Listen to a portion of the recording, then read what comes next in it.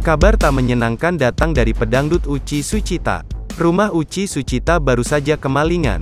Uchi mengatakan bahwa kejadian tersebut berlangsung saat ia tak berada di rumah. Pasalnya saat itu ia sedang menjalani syuting pada Selasa, tanggal 19 April tahun 2022, sekitar pukul 13 waktu Indonesia Barat.